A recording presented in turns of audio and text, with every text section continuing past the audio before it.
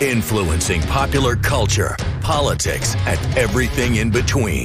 The local station takes you ringside as we discuss the crazy world that is professional wrestling. This is Going Ringside with The Local Station. Hello there, and thank you for joining us on this latest episode of Going Ringside with The Local Station. I'm Scott Johnson. So glad you could join us. The show continues to grow. We hope you'll give us a like or a follow wherever you get your podcasts. If you go to Apple, iTunes, Spotify, the News for Jack's YouTube channel, wherever, go and give us a like and tell your friends about it. Share it in wrestling groups so people know that we're here. We're trying to spread the word that the show exists. So we really appreciate you joining us today. And we want to continue. This is part 2 of our dive into the potential sale of WWE, World Wrestling Entertainment, and whether or not the Khans could feasibly buy WWE. So there's a lot that goes into that, and I wanted to specifically focus on that today. But I do need to preface with a few things that have come up in the last week. First, I need to deviate from this and start on a somber note, and that is some sad news for Arn Anderson. And we wanted to wish well to him. Arn Anderson, the legendary horseman, announcing that his son, 37-year-old Barrett, has passed away. So we just want to thoughts and prayers with Arn Anderson and his family. He put out this statement on Twitter. I appreciate everyone's countless thoughts and prayers. I don't know when or if I will be able to talk about this without falling apart. Nothing prepares you for this. The love that has come from so many to my family has meant more than you will all ever know. A blanket thank you is all I can muster at this time, Arn Anderson. So our best wishes to Arn and his family through this incredibly difficult time. On the issue we're here to talk about, the other thing that came up this week that really has kind of just thrown me off as we discussed the potential sale of WWE, and that is something I've never quite expected to see as a headline that came out this week from CNBC. So listen to this headline, and we'll get to in a bit why this is important to a sale of WWE. So CNBC reporting this: WWE in talks with state gambling regulators to legalize betting on scripted match results. So I hear this, and I'm sitting there thinking, how on earth could that work? So many things went through my mind, like, is this ridiculous? Are you kidding? How could they legalize betting on WWE matches, which are scripted match results, as they say in this CNBC headline? Well, WWE is trying to work with state legislatures and state regulators who regulate state gambling to legalize this and allow it to happen. They say it would be similar to maybe the Oscars, where people can bet on really anything. As you know, if you're in the betting world, I'm not. But if you are, you know you can bet on a lot of things. One of the things, the Oscars and the Academy Awards, which is, you probably know, is a scripted event. There is a predetermined winner that someone, judges somewhere, knows who's going to win the Oscars.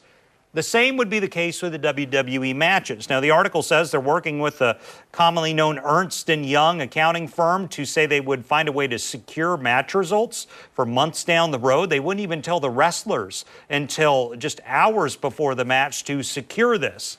A lot of things came to my mind. First off, the guys who know the results of the match, could they call a family member and say, bet on Roman Reigns to win this one? That was something that came up, but I'm sure WWE would be able to work around that if this gets the okay from the gambling authorities in the different states. Something else that came to mind is, historically, you know, sometimes you can tell who's going to win a match. You know a guy's leaving the company, or you know a guy's has an injury, needs to drop the title, something like that.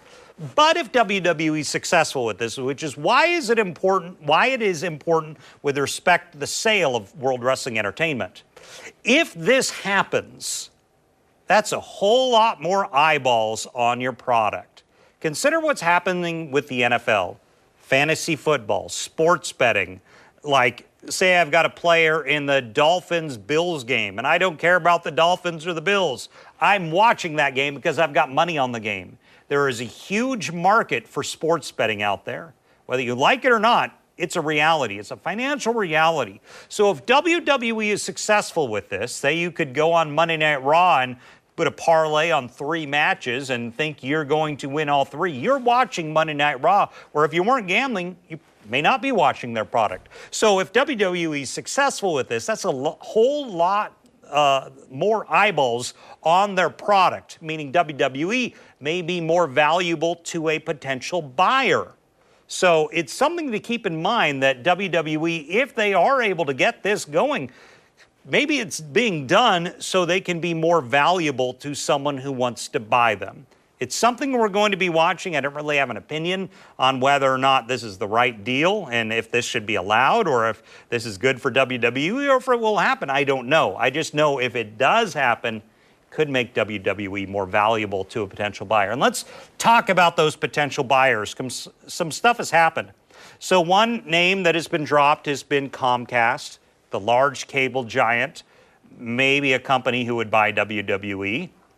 Another is Saudi Arabia, the investment fund there with exorbitant amounts of money. I didn't realize how much money until we talked to a financial analyst who we'll speak with later in the episode about that they have a lot of money they could dump into WWE. We thought a few months ago they would be buying. They're not, but the Saudis are still discussed.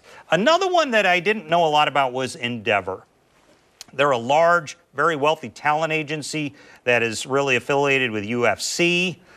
So they were discussed, but in the last week or so, their CEO has been quoted in some articles as saying he might not be interested in WWE. So possibly Endeavor is off the table, and they're no longer, a viable buyer. So that you've still got Comcast, the Saudis, maybe some other potential buyers we don't know, maybe a Disney or someone. But let's talk about Shad and Tony Khan, which of course has local intrigue because Shad and Tony Khan own the Jaguars. Shad really does. Tony's his son. But Tony was given $100 million by his dad to start All Elite Wrestling.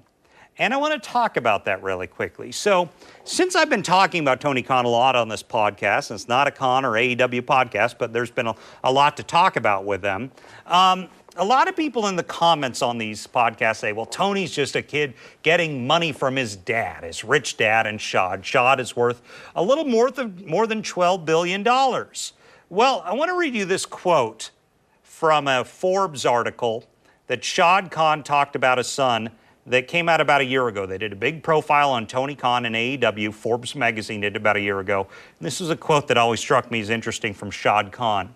Listen to this. I absolutely didn't think this was a good idea, the elder Khan says. But I told Tony, look, when I'm dead and gone, I'm going to be leaving you and your sister a lot of money. Why don't you blow some of that while I'm alive? I don't know how realistic that quote was, if he truly felt that way or if it was tongue-in-cheek for the article because we're talking about wrestling.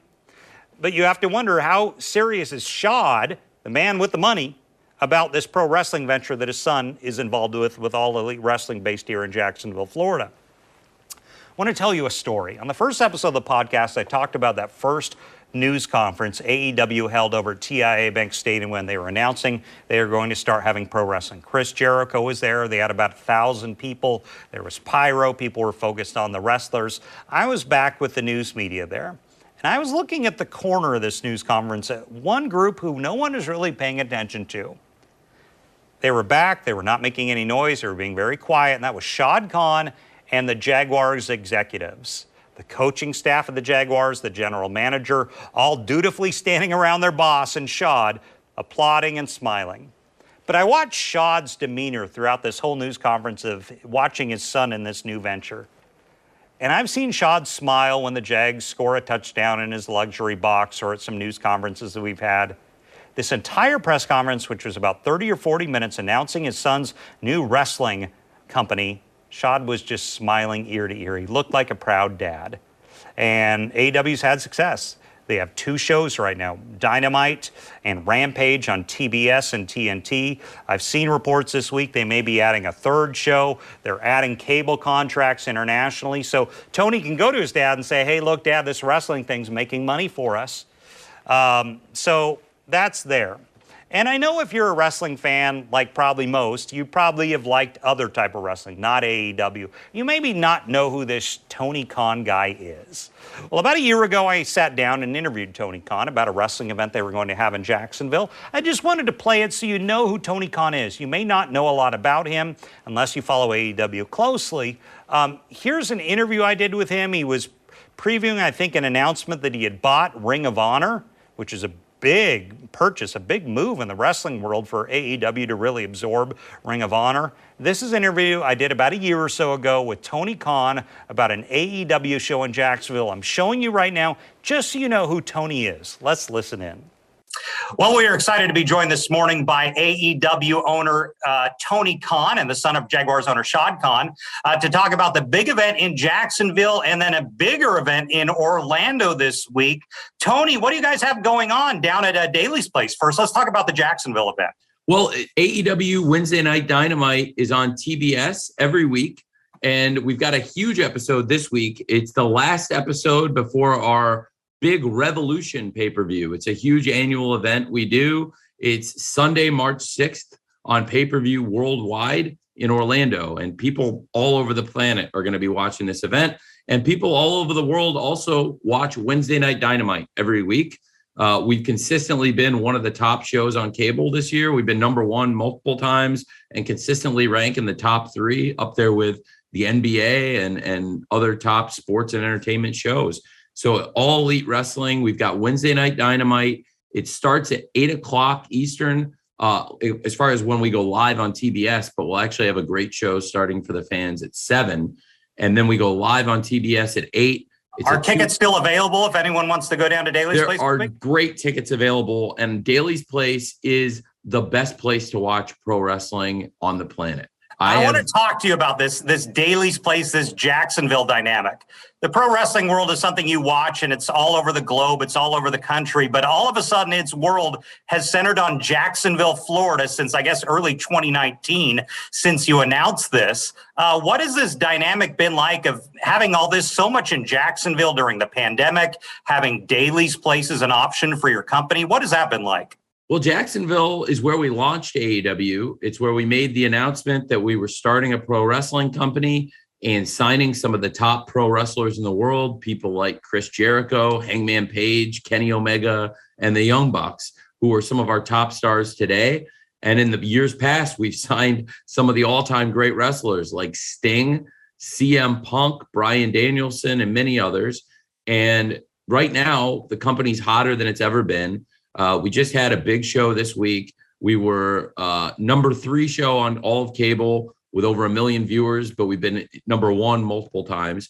And it all goes back to Jacksonville where it began. And then through the pandemic, this was really our home. We ran all the shows in Jacksonville for over a year before we went back on tour. And I promised when we're out on the road doing all these big shows, I wanted to keep Jacksonville in the mix just because we're out, in New York and Chicago and we're going to big towns every week doesn't mean that Jacksonville isn't still a big, important town for AEW. So this Wednesday, March 2nd, it's going to be a great wrestling show. And if you've been before, you know what I'm talking about. This is going to be one of the biggest ones we've ever done. It's the last Dynamite before the Revolution pay-per-view, which means a lot of exciting stuff is going to happen. I'm also telling you right now, Scott, I'm going to make a historical announcement in the wrestling business, something people will remember for a long time, and they're going to remember when and where it was said. And it's going to be said this Wednesday at Daly's Place. So there's that announcement and a lot of great wrestling for the fans on Wednesday night. I want to talk to you about this issue of the Jaguars, and you guys have overlap with them. You've had fights on the football field. I think I saw a guy stuffed into a Jaguars ice dispenser. I think I've seen Jackson DeVille involved. Talk to me about the synergy between your two properties, the Jaguars and AEW. Well, with AEW wrestling at Daly's Place, you never know when and where the Jaguars could get involved. We've had people from all over the world of sports get into AEW, but in particular, we have a great connection with the Jaguars. So yes, Chris Jericho did knock out Jackson DeVille with the Judas effect during the Stadium Stampede match. We've had all kinds of wild things happen around the stadium in that match. And anything can happen in AEW. And we've had athletes, including Shaq, step into the ring. What a great match Shaq had. What a great guy Shaq is. And right here in Jacksonville, in Daly's Place, 1 year ago this week, actually, Shaq went through a table. I remember well. And Tony, one last thing. On a personal note, we got to ask you because we have access to you.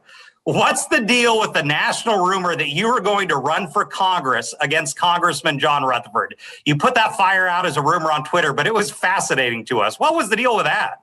Well, somebody signed me up and forged my signature. So that's what happened. And I think it's like a federal crime that they committed. So it was actually kind of a hassle. But yeah, I never had any intention of doing that. And I think it was likely a wrestling fan playing a joke because I saw that the campaign headquarters they'd set up was the AEW office here in Jacksonville. So it was certainly gave us an interesting headline to follow. Tony Khan, president of AEW, thank you so much. So that was Tony Khan about a year ago.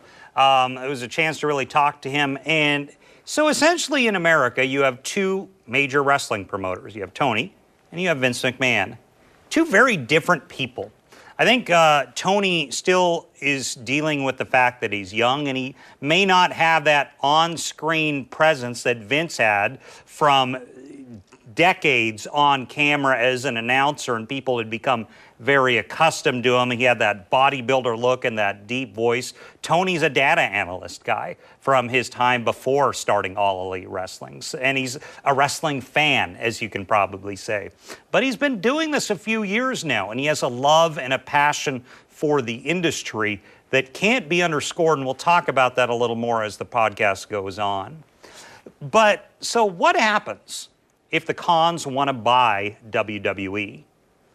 Vince says he wants to sell for $9 billion. Maybe if this gambling thing goes through, he could get that, or maybe he could get more or less. Some people say Vince is overpriced WWE. What would the Khans need to do to buy it? Because WWE is just a publicly traded company on the stock market, would they just need to buy 51% of the stock, or does it look differently than that? Could they take the company private, kind of like Elon Musk did when he bought Twitter and made it a private company again? So I sat down with a financial expert from the University of North Florida to talk about exactly how the Khans, if they wanted to, and they really haven't said publicly, would go about purchasing WWE and what would happen to all the WWE properties. As you know, WWE is based in Connecticut. They do a lot of stuff at Madison Square Garden in New York City. But the Khans, their sports properties are pretty much based here in Jacksonville, Florida.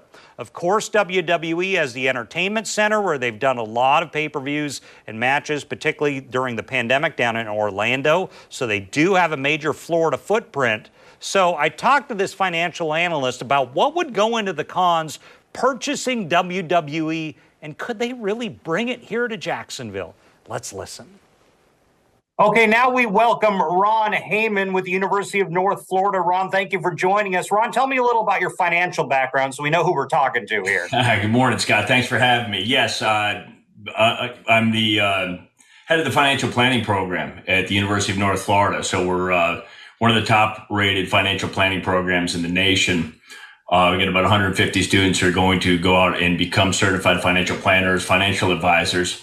And I am an instructor. I'm not a full-time academic. When I'm not at the university, I'm a financial advisor, financial planner with a firm called Davis Capital Management here in Jacksonville. So you know a lot about this type of world. So I want to get right into it and talk to you about this issue of Shad Khan and Tony Khan possibly being interested buyers in WWE.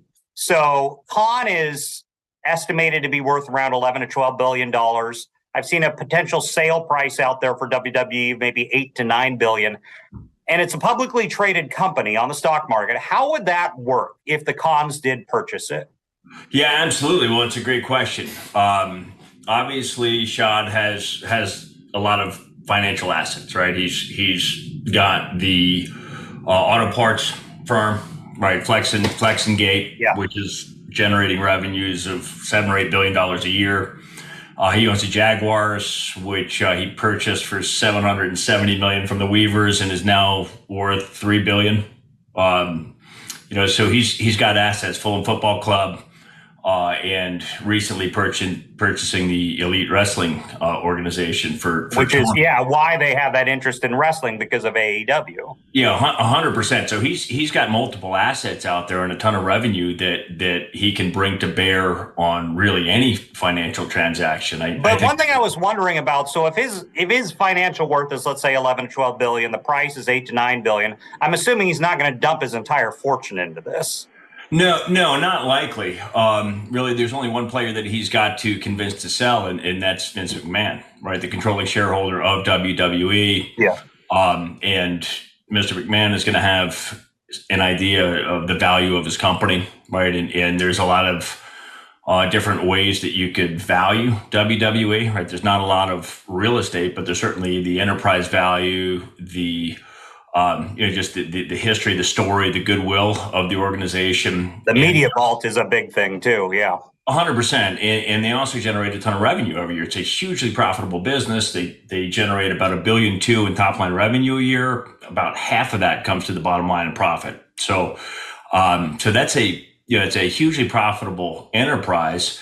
I don't think Shad would essentially write a check. But he could leverage the capital markets. He could go out and buy essentially, or borrow rather, just essentially like you and I would do in purchasing a house. We'd find a group of investors, a group of lenders, go through the necessary due diligence process, which for Shad looks pretty good, and then be able to borrow to fund that transaction.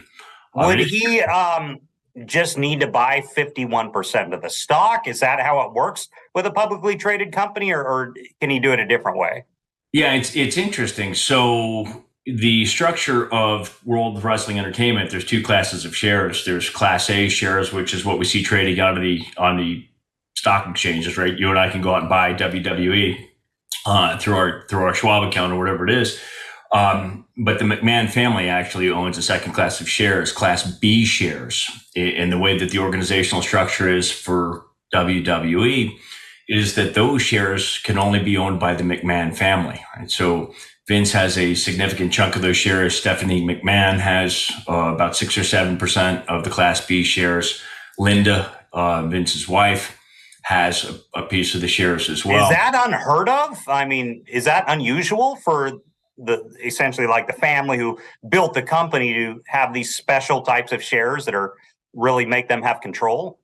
Yeah, not really. Actually, a lot of people aren't aware that Google or Alphabet has two classes of shares, voting and non-voting shares, right? So if you want to control the company, you have to control the voting shares, and the rest of the shareholders, either the smaller fractional owners or those who don't get to vote, are just along for the ride.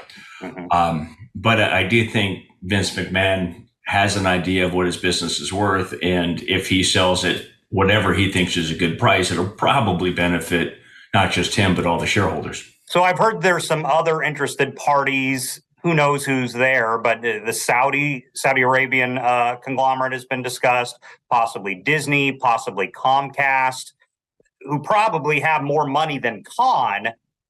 Would they necessarily win out if they're interested, or how would that work? Well, with any sale, with any transaction, we're talking about a buyer and a seller coming together at an arm's length. What's best for the both parties in terms of the transaction, and it's interesting. Disney, about $65-66 billion in revenue per year, but a lot of that is lost. Operations of theme parks, developing movies, everything else like that. I mean, it's a giant money-making machine, but they plow a lot back into the business. Same thing with Comcast, only about $30 billion a year for Comcast revenue.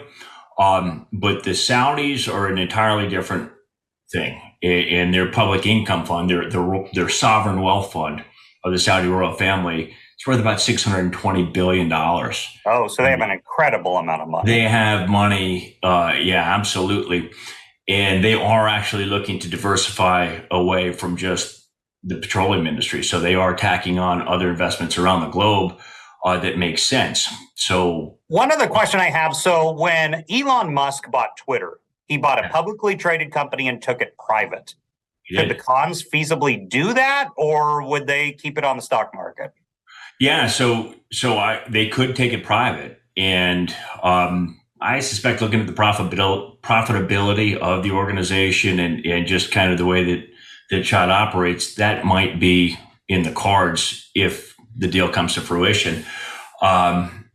Essentially, all of the shareholders, not just the McMahon family, but all the public shareholders, would receive payment for their ownership interest in the organization. So if they came together for $8 billion, $9 billion, whatever it is, that dollar amount would be divided up amongst all the shareholders, essentially paying them out, buying them out.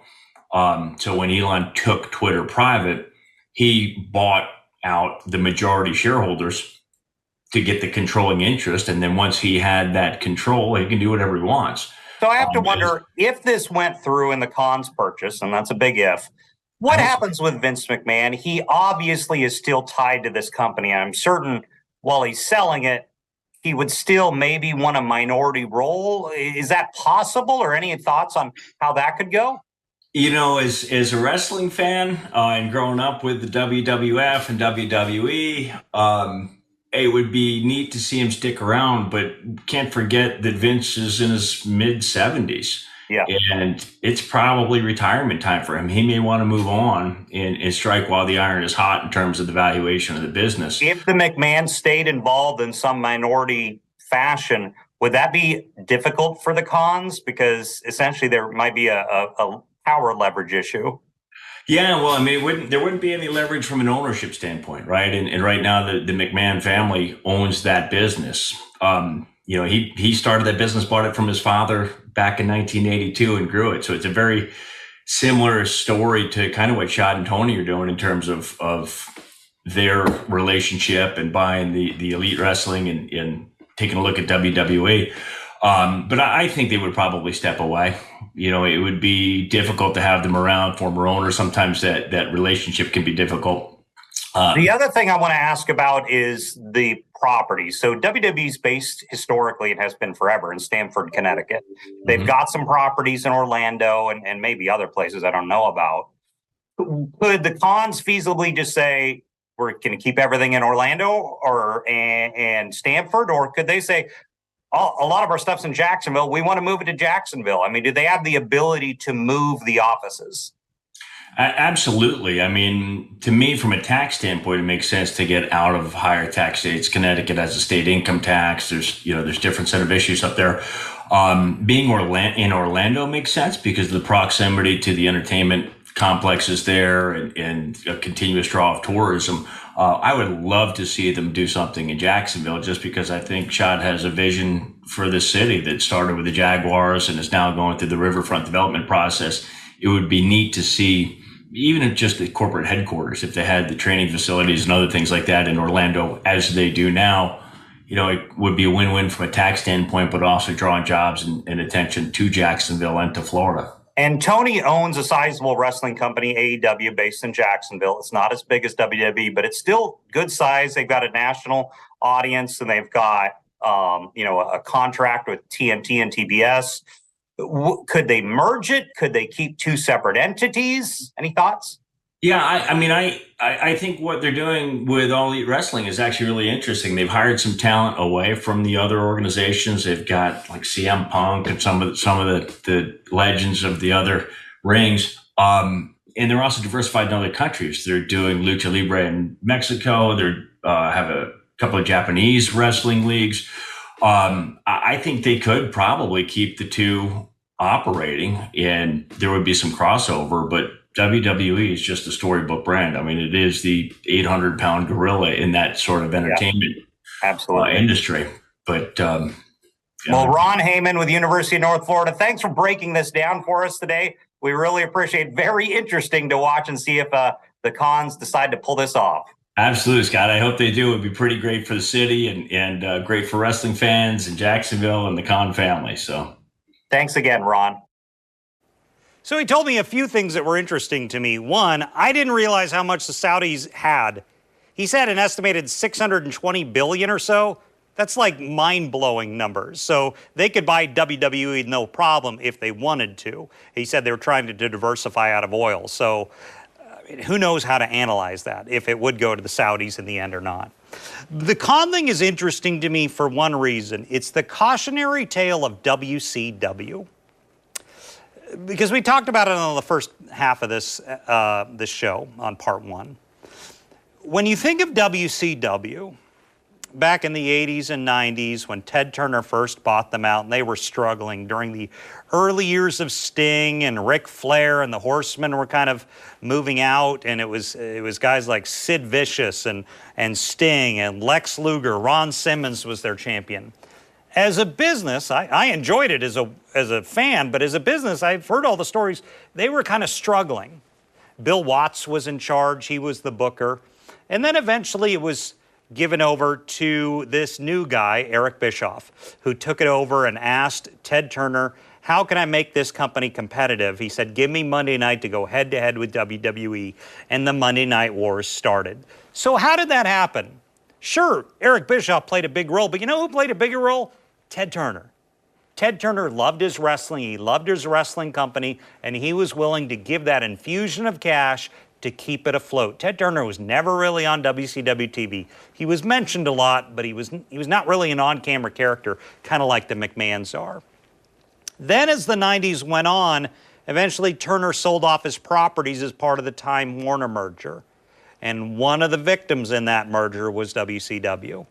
Time Warner didn't want WCW on the books. They didn't want to be involved with wrestling. And WCW got worse. It became unwatchable by the early 2000s.